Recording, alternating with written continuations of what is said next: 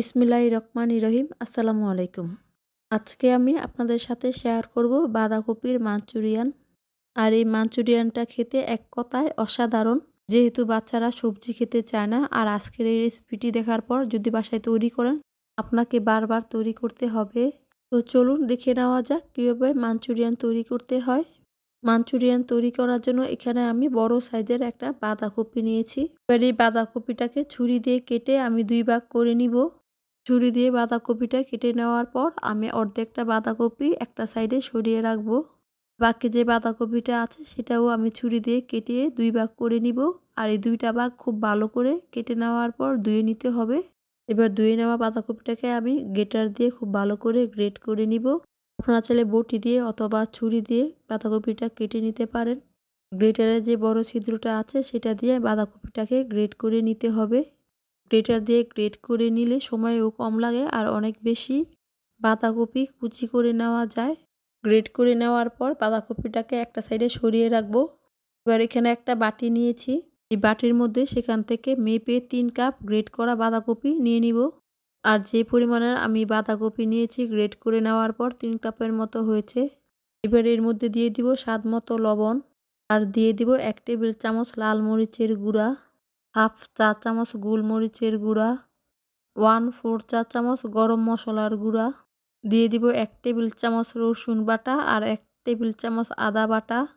আদা আর রসুন বাটাটা দিয়ে দেওয়ার পর বাঁধাকপির সাথে সবগুলো মশলা খুব ভালো করে মিশিয়ে নিব। আর মিশিয়ে নেওয়া হয়ে গেলে এবার এর মধ্যে দিয়ে দিব হাফ কাপ কর্নফ্লাওয়ার। কর্নফ্লাওয়ারের পরিবর্তে চালের গুঁড়া দিতে পারেন। আর দিয়ে দিব হাফ কাপ ময়দা।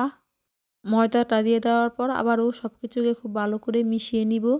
আর মিশিয়ে নেওয়ার পর এগুলোকে ডুবো তেলে ভেজে নিব। এবার চুলায় পর্যাপ্ত পরিমাণে তেল গরম করে নিয়েছি। তেলটা যখন খুব ভালো করে গরম হয়ে যাবে সেই পর্যায়ে দিয়ে দিব ছোট ছোট করে মাঞ্চুরিয়ান বলগুলো। এবার একটা একটা করে সবগুলো মাঞ্চুরিয়ান বল তেলের মধ্যে দিয়ে দিব। আর তেলের মধ্যে সবগুলো মাঞ্চুরিয়ান বল দিয়ে দেওয়ার পর এই পর্যায়ে চুলার আঁচ মিডিয়াম লোতে রেখে মাঞ্চুরিয়ান বলগুলোকে ভেজে নিতে হবে। যখন নিচের দিকটা মাঞ্চুরিয়ান বলটা হয়ে যাবে তখন উল্টিয়ে দিতে হবে। আর কিছুক্ষণ পর পর মাঞ্চুরিয়ান বলগুলোকে উল্টে পাল্টে গোল্ডেন ব্রাউন করে তারপরে ভেজে নিতে হবে। মাঞ্চুরিয়ান বলগুলোকে ভাজতে আমার 4 থেকে 5 মিনিটের মতো সময় লেগেছে। এবার তেলটা ঝরিয়ে আমি মাঞ্চুরিয়ান বলগুলোকে উঠিয়ে নিব আর বাকি মাঞ্চুরিয়ান বলগুলোকে এইভাবে ভেজে নিব। এবার চুলায় অন্য একটা প্যান বসিয়ে যেই তেলে আমি মাঞ্চুরিয়ান বলগুলো ভেজে নিয়েছি সেই তেলটা দিয়ে দিব এখানে 2 টেবিল চামচ। আর দিয়ে দিব হাফ কাপ পেঁয়াজ কুচি। এবার এর মধ্যে দিয়ে দিব হাফ চা চামচ রসুন কুচি আর হাফ চা চামচ আদা কুচি। এবার চুলার আঁচ বাড়িয়ে নেড়ে চেড়ে 1 থেকে 2 মিনিট পেঁয়াজটাকে ভেজে নরম করে নিব। 1 থেকে 2 মিনিট পেঁয়াজটা ভেজে নরম করে নেওয়ার পর এর মধ্যে দিয়ে দিব হাফ চা চামচ কাঁচামরিচ কুচি আর দিয়ে দিব 2 টেবিল চামচ ক্যাপসিকাম। এবার আবারও নেড়ে চেড়ে 1 থেকে 2 মিনিট ভেজে নিব।